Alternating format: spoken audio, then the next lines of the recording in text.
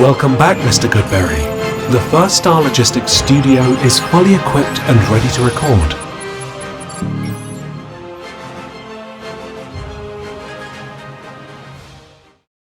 Welcome back to Bengals on the Brain, presented by First Star Logistics. I'm your host, Joe Goodberry, live in the First Star studios in Cincinnati, Ohio, where we're in our top 15 now of the 100 Greatest Bengals of All Time series.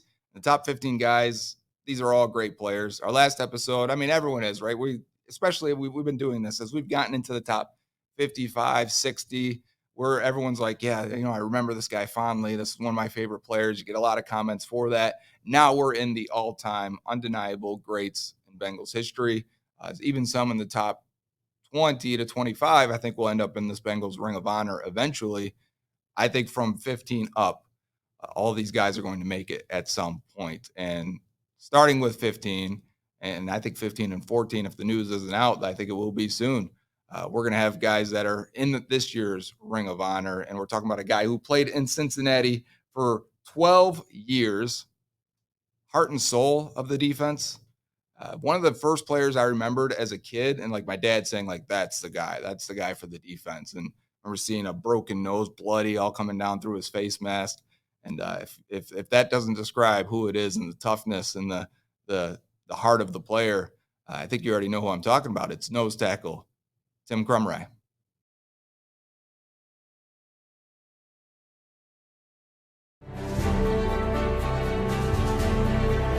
Go, Timmy. Be nasty.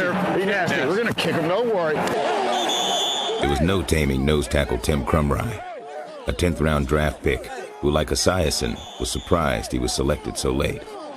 I'm still hot. I'm still pissed off. You get me rolling on that. I was too light, too short, too slow. And one thing that can't measure computers, your heart. I got a heart of gold. I'm going to make the team. I'm going to play a long time. Krumrie was the prototypical nose tackle. Farm boy from Wisconsin. Former wrestling champ. A badass with a bad ear.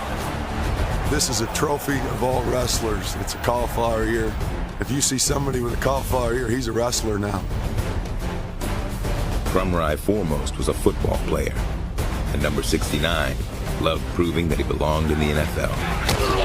Here's a guy that basically had the biggest chip on his shoulder that I had ever seen. I mean, he was so ticked off at his draft location. Every practice was like 3rd and 1 on Sunday afternoon.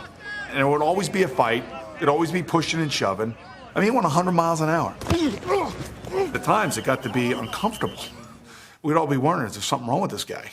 I was the pain in the ass guy. I was the guy going 100 miles an hour, raising hell, making all the guys mad at me. I was scared somebody's going to cut me. I was scared people were going to say, hey, he's not as tough as he's supposed to be.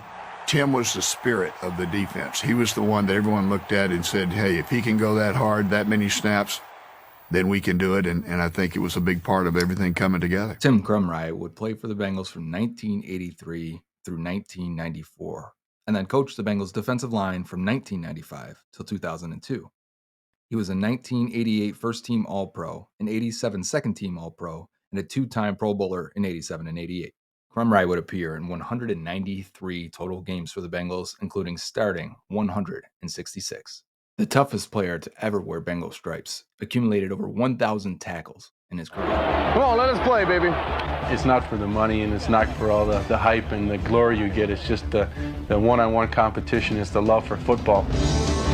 1,017 tackles, to be exact, 34 and a half sacks, 13 fumble recoveries, a few nosebleeds, broken face masks, and the heart and soul of all of Houday Nation. The energy and intensity was palpable. You could see it on tape. You could see it in the games. You could feel it in the way he spoke and the way he played and the energy he came out of the tunnel with. Everything about Tim Krumrie just said he loved football and he put it all out there on the field and left it all out there. While we'll think about what if in the 1988 Super Bowl season and in 2024 will be inducted into the Bengals Ring of Honor. You just kept repeating, I can't believe I'm going to the Super Bowl. You don't remember the bad games as the years go on. Those disappear. You hang on to that forever. The Bengals' chances of winning took another big hit early in the first quarter, when a routine play changed the course of the game and Tim Krumrie's career.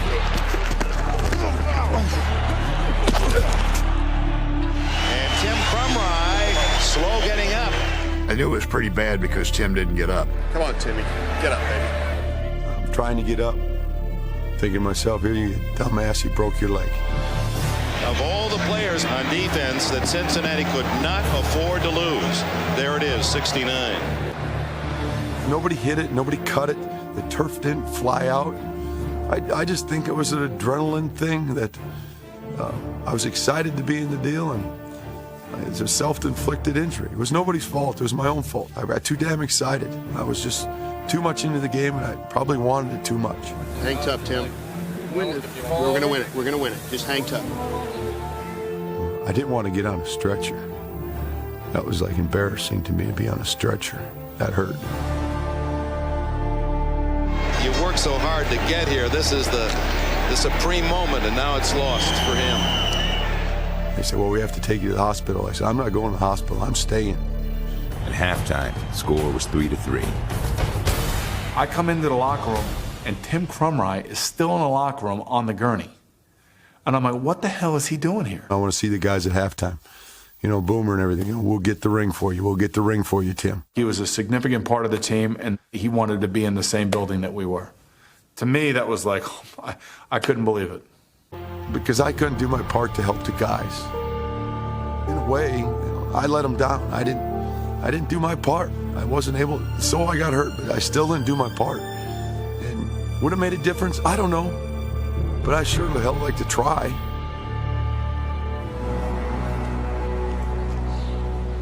Tim Krumrie broke both bones in his leg on January 22nd, 1989. He'd never missed a football game from the time he was in 7th grade, and he wasn't about to start now. Doctors didn't believe that. There's no way in hell he's going to do this. Coaches didn't believe. They wrote me off. I kind of got the 10th round draft choice attitude. I'm going to do this. I don't care. I'm going to do it. How's your leg? It's going along pretty good. That's good, man. Feels pretty good. I got a 15-inch ride down there yet. So I can't believe you playing. And Tim Krumrie would make a comeback, and he would play for 6 more years. He would even lead the team in tackles in 1992 with 97. Think about for a nose tackle, racking up that many tackles. You don't see that happen. 6 times in his career, Tim Krumrie had 80 or more tackles in a season. He was a machine in the middle of that defense versus the run and the pass. And really, whatever you needed him to do, he found a way to be a pain in the butt for offensive linemen. And it's not just the way he played, it's the way he continued to coach. I mean, we're talking about a guy who was in the NFL from 1983 until 2010 as a coach after his playing days. Tim Krumrie had an impact on many teams.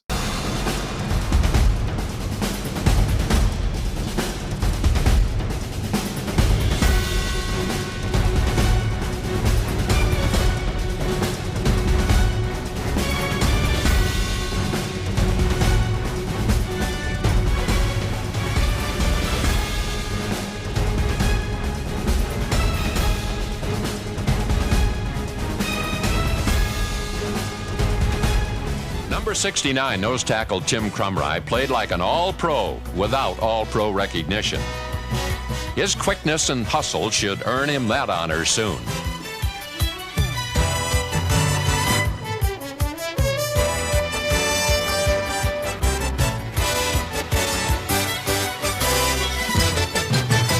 You tell me, I'm a rookie. Your 6th year you're going to play. You're going to go to the Super Bowl. You're going to go to the Pro Bowl. From Wisconsin, nose tackle number 69, Pro Bowler Tim Krumrie. Right after it's done, I'm going to bust your leg. Would you take that? I would. Because that's what the game is worth. I'd do it. Or you could say, you're never going to get to experience those. You choose. I'll take rehab any day. Maybe the toughest man on this list. And welcome to the Ring of Honor, Tim Krumrie in 2024. And to keep this moving, because we've got a lot of highlights here, the next player is also a newly enshrined Bengals Ring of Honor member. Coming in at number 14 overall is running back Corey Dillon. On offense, Corey Dillon is the Bengals' resident hustler. In 6 seasons, Dillon has become the team's all-time leading rusher. With 1,311 yards rushing in 2002, Dillon became only the 4th running back in NFL history to gain 1,000 yards in each of his first 6 seasons. Corey Dillon, right side, trying to string it out to the right side. Can he get to the end zone? Touchdown! That's the way to finish, CD. Dillon has now surpassed 7,500 rushing yards for his career. Kitna will hand off to Corey Dillon, and he's got room across the 40, right side, down the right sideline. 40, 30, being chased. Come on, down CD. To the 10, yeah. And he is in. Touchdown, yeah. Corey Dillon. 56 time remaining. Corey Dillon. Dillon a stutter step down the sideline. Corey Dillon, he's giving you that stutter step. If you hesitate before you hit him, you're going to bounce off. Don't be fooled by this man being a halfback. He is strong, and you do not arm tackle either one of these Bengals halfbacks. The second-round pick in the 1997 NFL Draft, 43rd overall out of Washington, Corey Dillon is the best runner in Bengals history, and it was an immediate impact. 1,129 rushing yards and 10 touchdowns as a rookie, breaking the single-game rookie rushing record and making the Pro Football Writers Association all-rookie team. Corey Dillon was an instant star on a struggling Bengals team. Dillon would start his career with 6 straight 1,000-yard seasons in Cincinnati. Corey Dillon, and gets all the way up to midfield, finally stopped. And that's one of those plays that you'll find on the Bengals highlight film. It'll be in super slow motion. It's 3rd down and 1. Little pitch to Dillon. He has the first down and a lot of running room.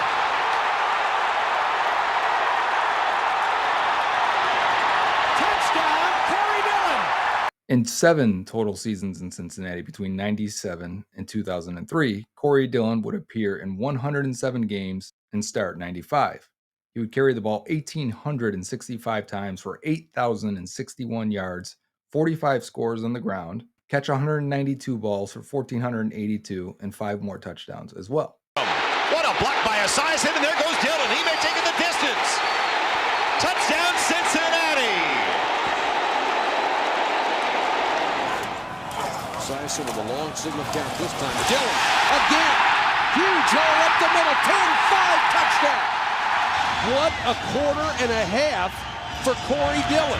He has 14 carries for 91 yards. Dillon, another gaping hole. Midfield. 40. To the 15-yard line. 59 yards for Dillon. 1st and goal. Dillon. Touchdown. Coming into this game, Corey Dillon had rushed for 5 touchdowns. He has 4 tonight.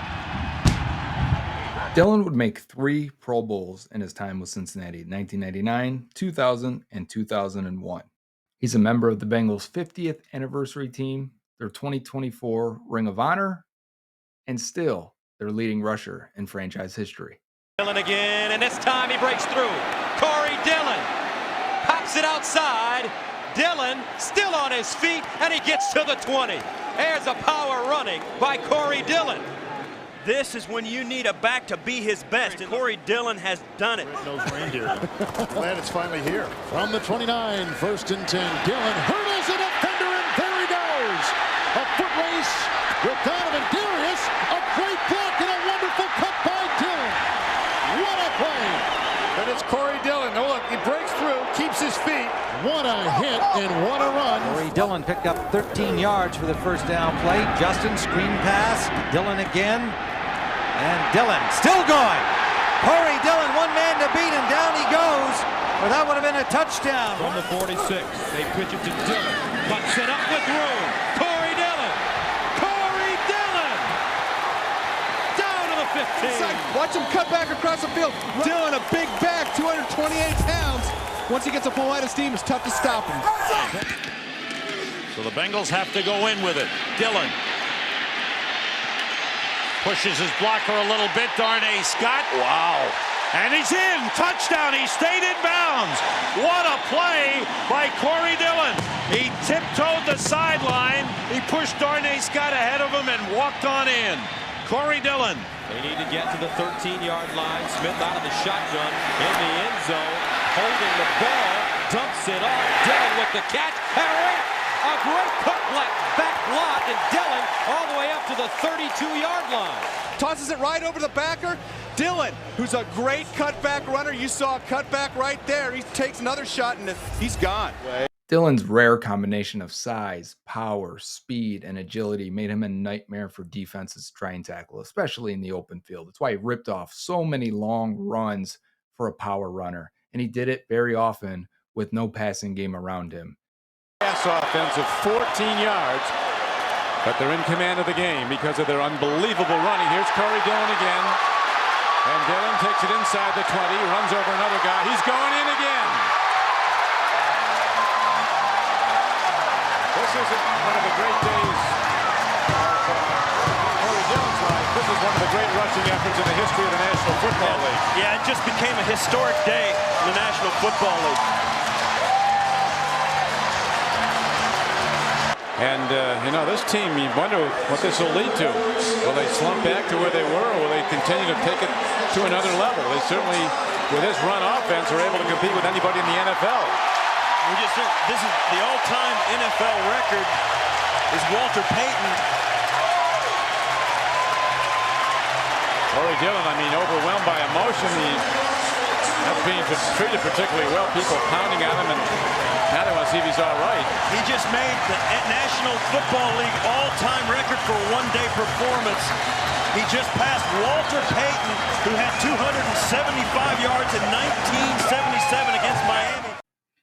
And I know what you're thinking already. How is Corey Dillon, maybe top 5 talented player to ever play in Cincinnati, only 14 on this list? Well, the way he left, obviously, and that's one part. And when he left, because he only played in Cincinnati for 7 years, which everyone in the top 15 played for 8 or more. And most of them are double-digit years for the Bengals. So he doesn't get the longevity that these other players did.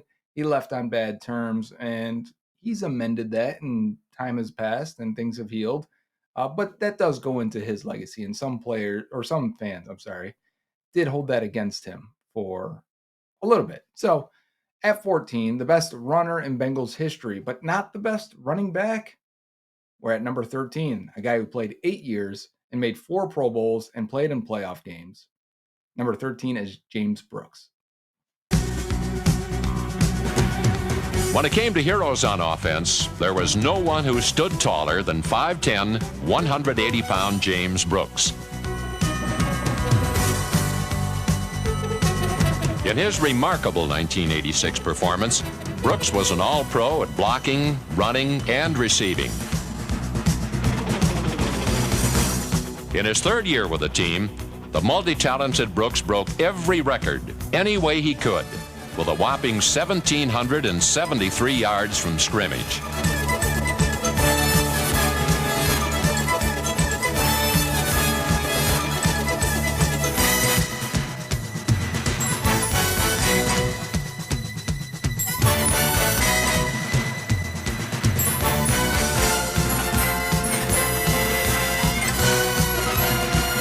James Brooks, the most exciting member of the most exciting attack in pro football. James Brooks was a first-round pick, 24th overall in the 1981 draft out of Auburn, but to the San Diego Chargers. He was traded to the Bengals entering his 4th year in 1984. Brooks would then play 8 years in Cincinnati through 1991. Where he would appear in 118 games and start 106. But part of his greatness as the best running back in Bengals history is that he also appeared in 5 playoff games for the Bengals and was part of the 1988 Super Bowl team.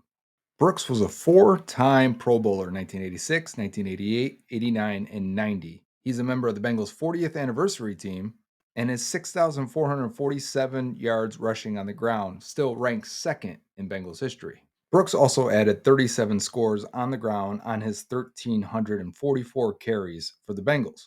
But Brooks was so much more than just a runner. He caught 297 balls for over 3,000 yards and 27 scores. His total, 9,459 yards, only trails Chad Johnson, Corey Dillon, and A.J. Green in Bengals history. And his 64 total touchdowns only trails A.J. Green, Chad Johnson, and Pete Johnson in Bengals history. James Brooks was probably the Bengals' most explosive and versatile weapon in franchise history.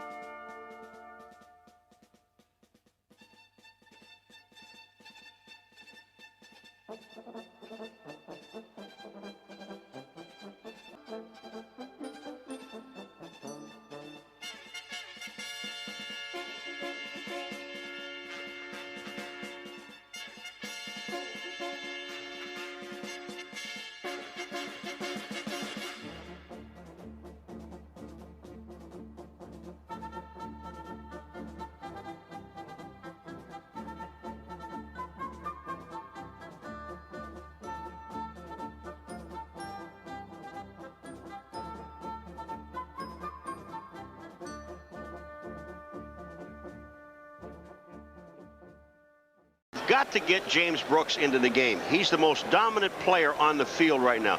I know Boomer has a great arm. Brown can catch the ball, get downfield, so can McGee. But the Pittsburgh Steelers, talking to them, they want to key on him, whatever he does. So you've got to get him into the ball game somehow. One of the great steals in Bengal history. A trade that brought James Brooks from San Diego with fullback Pete Johnson. 2nd and 6. Brooks gets it. Brooks' first carry of the day. He's across the midfield stripe, spinning close to the first down marker. Once again, the Bengals ran wild, piling up 220 yards on the ground.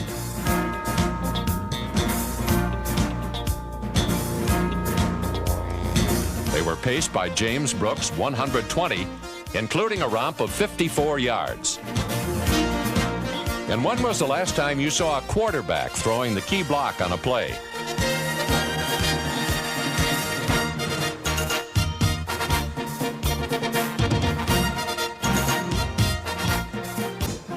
In Foxborough, Sam Weich watched as his young band of Bengals completely dominated the Patriots, included a record-shattering 300 yards rushing.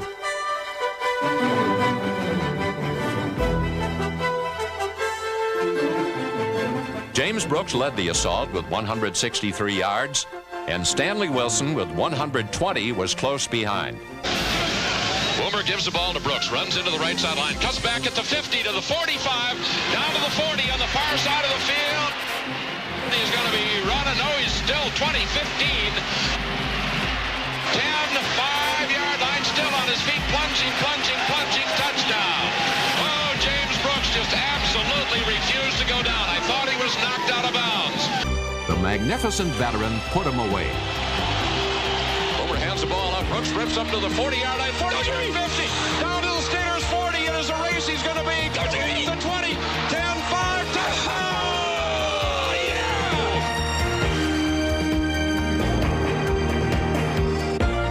With this victory, the 4-1 Bengals stood alone atop the AFC Central Division. And in banding together on that summit, they looked forward to a bright future.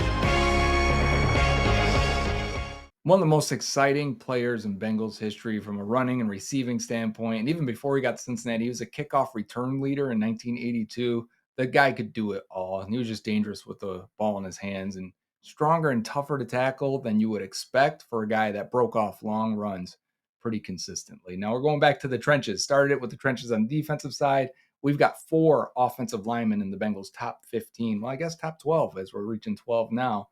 We're getting a guard here. The rest will be tackles from here on out. So the best interior offensive lineman in Bengals history comes in at number 12, Max Montoya. Guard Max Montoya, a Pro Bowler for the second time in his career. The home of the Cincinnati Bengals was also the home of one of the league's largest and most effective forward walls. To a man, they were a big reason Wyche's attack ranked first in the entire NFL. Their forte was zone blocking, blowing off the ball and controlling the man in front of them, giving Bengals ball carriers a choice of options.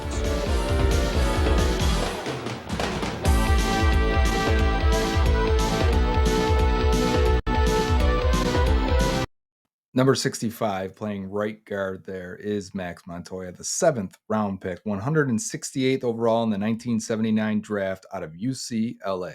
Montoya would only start 1 game as a rookie in 79, but in 80 would play and start in all 16 games and would play for the Bengals through 1989, appearing in both Super Bowls, 81 and 88 seasons. One of the few players that did that and helps really up Max Montoya's ranking in the greatest list.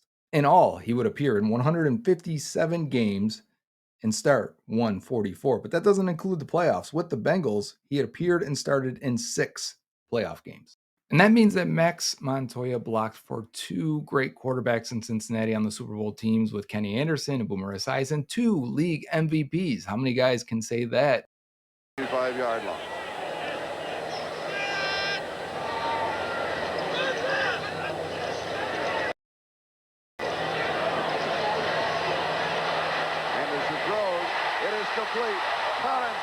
And it just wasn't the quarterbacks, right? He blocked for Pete Johnson and James Brooks. He blocked for Isaac Curtis and Chris Collinsworth and Tim McGee and Eddie Brown, Dan Ross, a bunch of guys that made this top 100 list, and a lot of offensive linemen. I mean, every member of his offensive line will be on this list amongst him.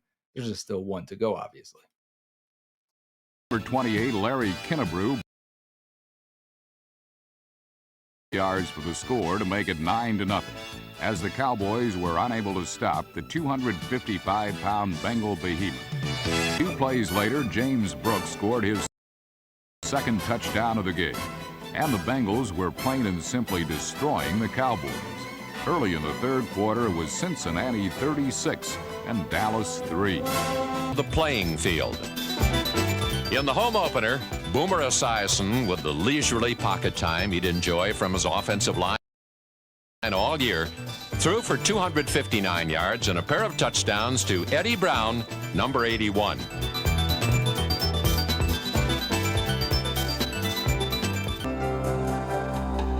But it wasn't all about the players around Max Montoya, obviously. He made 3 Pro Bowls with the Bengals in 86, 88, and 89. He would also make one in 1993 with the Raiders. He was still pretty good when he went there and played in Oakland for 5 more seasons.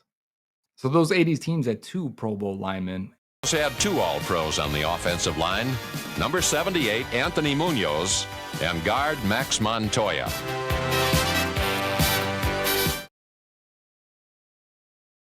Third and 2. Handoff is Stanley Wilson. He has it. Breaks into the clear. He is going to go down to the 30, the 20, 10, 5 touchdown. Stanley Wilson, a 58-yard touchdown run. Actually, they might even be inches away from a first down should they get that close. Esiason wide open as Brooks. The thing that jumped out to me with Max Montoya when watching him was how athletic he was. They used him on pulls, pulled him out into space, on screens, on counters, and anything to get him out there and block in front of James Brooks and Pete Johnson. And he did it so well, locating, attacking, and getting hands on second-level defenders. So he's one of the few guys on this list that wore the old Paul Brown original uniforms, made multiple Pro Bowls, and played on both Super Bowl teams. That's Rodney Holman, the tight end in motion.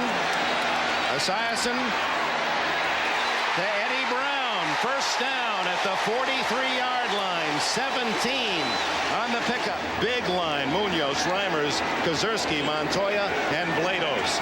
They average around 290. Quick look at Ickey Wood's first opportunity in the game. And he did here what he did so effectively in the two other playoff games. Picked up fine yardage on the cutback. Look at 65, Montoya, that right guard. He's the one who throws the key block. And then Woods. Guard Max Montoya rounds off the top 12 of the 100 greatest Bengals of all time. And we had 2 Ring of Honors, new guys in Krumrie and Dillon. But we have one more for today's episode. 3 Ring of Honor members. So that means number 11 is going to be somebody. I'm giving you a second here. I'm trying to stall. Well, you can think, who could that be? Could it be Ken Riley? Can it be Kenny Anderson? Willie Anderson? Who could it be? At number 11 is wide receiver Isaac Curtis. With his frosty grace, Isaac Curtis freezes his legacy as the prototype of the modern wide receiver. A transplanted running back with world-class speed and unworldly hands, Curtis made them change the rules in a career of 4 Pro Bowls and countless highlights during a dozen seasons in the 70s and 80s. The original number 85 for the Bengals, Isaac Curtis was a former first-round pick, 15th overall in the 1973 NFL Draft, and was an instant success. A 1973 Pro Bowler and a Pro Bowler in 74, 75, and 76, Isaac Curtis would only play for the Bengals and play through 1984. 12 seasons in Cincinnati, 167 games, 160 started, and 6 playoff appearances. Curtis would rack up 416 catches, 7,101 yards, and 53 touchdowns. He'd also have another 13 catches and 184 yards and 2 scores in his 6 playoff games. Isaac Curtis is a member of the Bengals' 50th anniversary team. He's in the Bengals Ring of Honor, 4-time Pro Bowler, 3-time second-team All-Pro, and is 3rd on the Bengals' receiving career yardage list. Their top receiver. Isaac Curtis at the 1-yard line. It's caught by Isaac Curtis. Touchdown! Curtis averaged an NFL best 21.2 yards per catch on head coach Paul Brown's last team in 1975. 2 of his last 3 100-yard games came in pivotal wins on the way to their first Super Bowl in 1981. Look at Isaac Curtis, just a little delay there, right in front of Ronnie Lott. Oh, the Iceman, he's got to be in. There have been some 85s in the past, but there's only one 85 in my mind, and that was Isaac Curtis.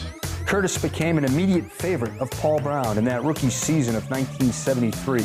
He stunned the league right out of San Diego State on more than 18 yards per catch and 9 touchdowns. 5 of them in the final 2 games of the season that fueled division wins and gave the Bengals the AFC Central title. I'll tell you what, initially I did not have any idea who was going to draft me. I got a call that day from Bill Walsh, who was the offensive coordinator then, and he said the Cincinnati Bengals will just draft you in the first round. He asked me, well, when can you come to Cincinnati? I said, well, as soon as you can send me a ticket, because I can't afford to buy one. He came out as a receiver. The thing about him that everyone knew that was eye-catching was his speed. He had a stride that you didn't see very often. No one would catch Isaac once he got underway. After Curtis scorched the Cleveland namesakes for 3 touchdowns, he knew he had it made when Brown shook his hand and offered that was really something special. He was the only player I knew that he came out one afternoon to practice, and he said, I don't know, but I think my hamstring is tight. Paul said, take the afternoon off. We don't want anything to happen to you. So we knew he was special right away. Curtis would go on to torture the Browns for the rest of his career, scoring 12 of his 53 touchdowns against Cleveland. And he showed no mercy to the rest of a division known for rugged defenses, averaging 17.5 yards per catch in AFC Central games. He was an immediate success, and nobody could stay with him. He was just too fast. He had the whole package. He would tell you he would start on any Bengals team we ever had. It's caught by Isaac Curtis, and he spun away from a tackle. Curtis's unique brand helped change the rule book and spawn the modern passing game. Paul Brown, an influential member of the NFL Competition Committee, lobbied to restrict defenses and free up eligible receivers like his gifted game breaker. Some have referred to it as the Isaac Curtis rule. Yeah, you know, when I did come into the league, if teams have kind of figured out that, well, if we can't contain you with zone or we can't run with you with man, then we just try to take you out. I think it all kind of started off in 73. And that time you could mug a receiver all over the field. And of course, Isaac never complained about anything. He was just an unselfish player. You know, it's not, can he get me the ball? Can he get me the, you know, come on, I'm open, will you throw me the ball? You know, no, he was all about the team, you know, and all about winning. Isaac played during a time when the rules allowed the covering back to literally jam him or even roadblock him all over the field. It curtailed the passing game in the National Football League. Football was just kind of coming into the television age, and I think Paul Brown realized that people want excitement, and it's tough to throw the ball when you do that. So therefore, it came to the 5-yard rule that you could only, you know, hit a receiver in the first 5, then you had to let him go. And of course, that opened the passing game up a lot, and henceforth the Isaac Curtis rule. He's at the 10, he's at the 5, touchdown! It's opened up the game. It's made it a much better game and a much more exciting game. These guys now are catching 100 passes. You know, we caught 45 passes. That was a lot of passes back then. Yet Curtis wreaked havoc on the game as the quintessential Paul Brown player. Quiet but smart, not to mention tenacious and tough. His signature, act like you've been there before touchdown celebration of a simple over-the-shoulder flip of the ball, summed up his classy career. You know, there was no end zone celebration with Isaac. I mean, he just crossed the goal line and goes over my head. You know, no big deal. But that was Isaac. He was the Iceman. And a playmaker, Isaac Curtis, getting it done on the perimeter. This guy was an Olympian. He made the Olympics, decided to focus on football. World-class speed, not a track guy trying to play football. He was a football player that could fly. And man, did he have sticky fingers. Let's take a look at what Isaac Curtis is all about. This guy averaged 17 yards plus per catch for his career, not for a season. He had multiple seasons where he averaged over 20 yards a catch, over 17 yards a catch for his entire career. Come on, man. Against the Cleveland Browns, he owned the Cleveland Browns. The Browns, feared Isaac Curtis. Look at that one-handed fingertip catch. And then it's not over, it's just starting. Here he goes again, off to the races. Look at that stride. Olympic speed stride on Isaac Curtis. This guy was unbelievable. Little play action pass here against the Detroit Lions. Kenny Anderson, look at that parabola. High arcing ball, contested catch off the defensive back's helmet. He interfered with Isaac Curtis, still didn't make any difference. Makes the catch, big play. All right, here are the Oilers, rush 3 and drop 8. We're not gonna let Isaac Curtis beat us deep. Oh yeah?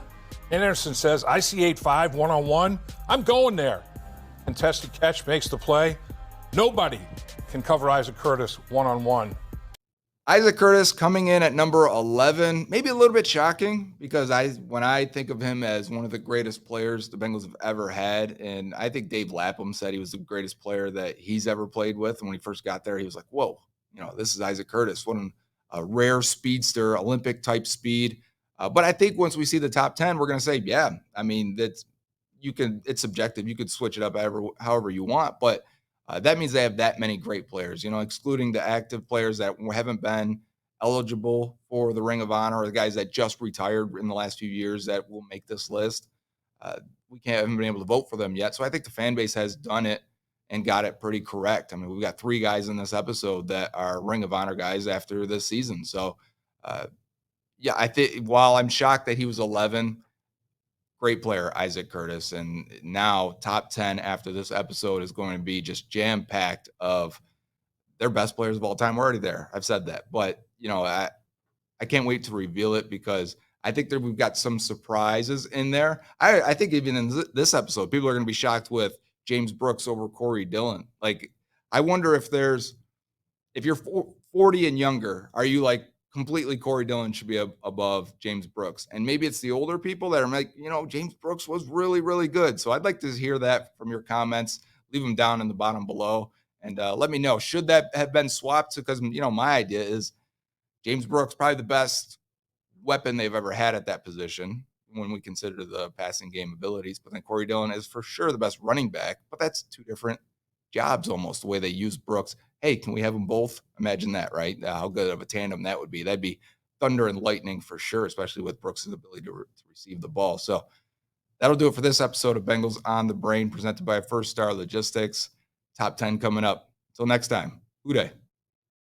Dave Lapham here, and every day I am grateful for my experience to have played professional football. As a player, I realize self-motivation, leadership, and appreciating your teammates are key. At First Star Logistics, you can use those same attributes to create the life you want for you and your family. Build your future by working hard like I did. You'll see results both on and off the field. Call First Star Logistics today and be part of our winning team. Opportunity knocking.